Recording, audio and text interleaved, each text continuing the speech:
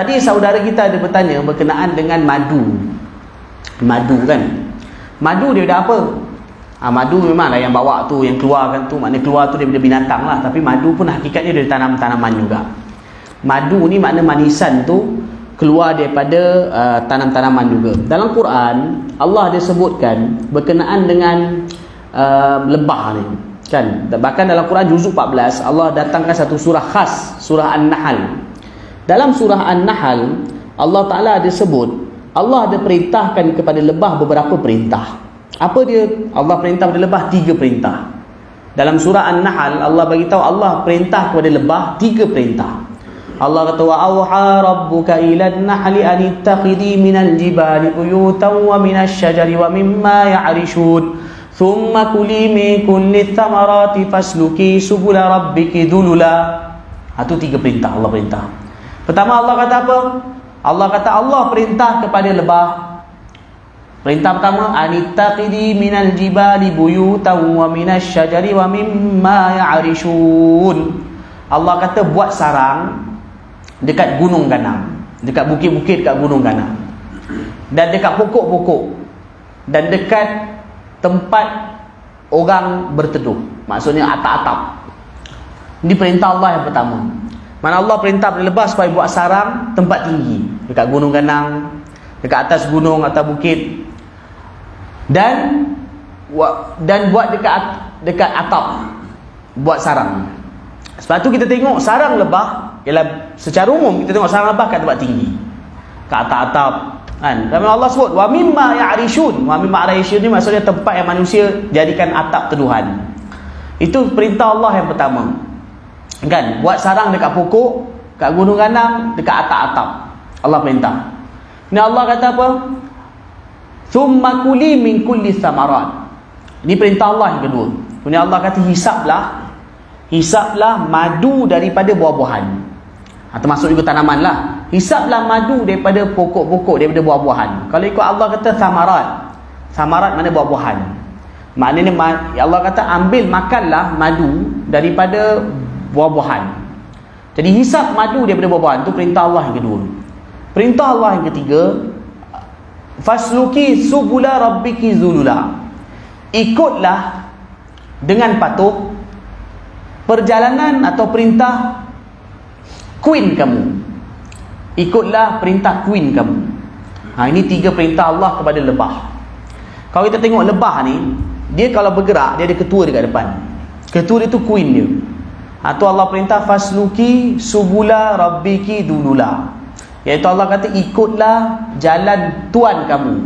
Tuan di sini maksudnya queen. Permaisuri lebah. Dengan patuh, dululan dengan patuh. Allah kata Allah perintah pada lebah.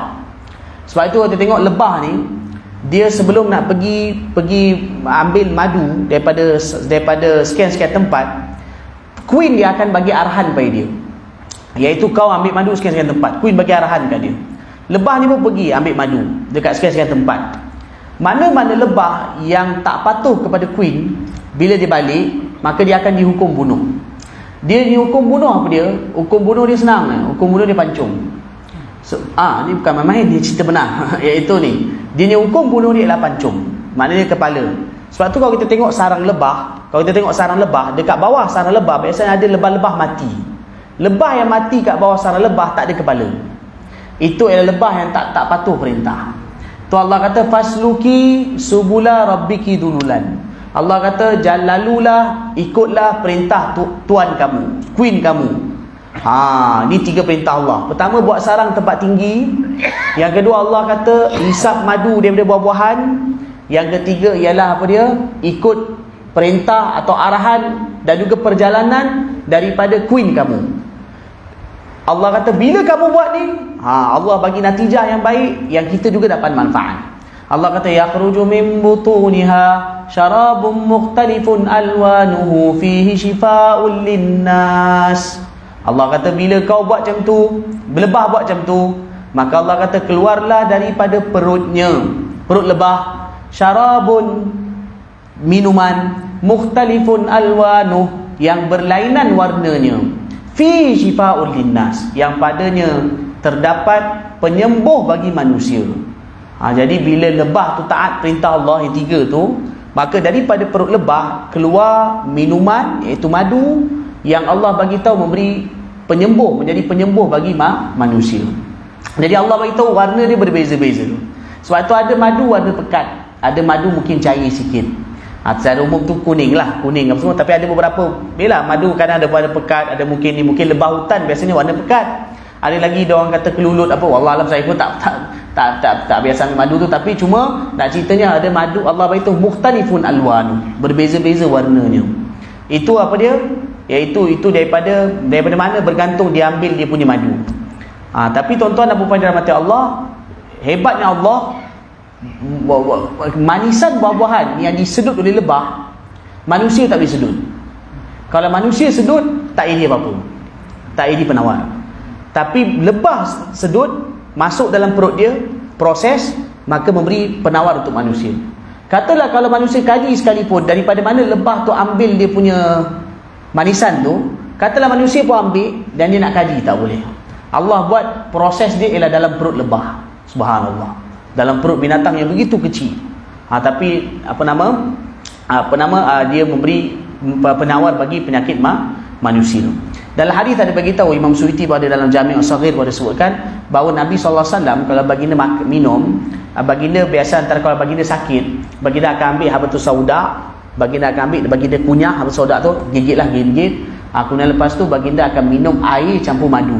Kan, jadi itu antara amalan. Jadi kalau sakit kita amalkan kan, tak salah ambil ubat-ubat lain, tapi jangan lupa amalkan sunnah Nabi SAW. Bila sakit maknanya makan habatus sauda, boleh juga ditukar kita ambil minyak dia, dan juga makan madu kan. Dan memang biasanya Nabi kalau minum madu, Nabi campur dengan air.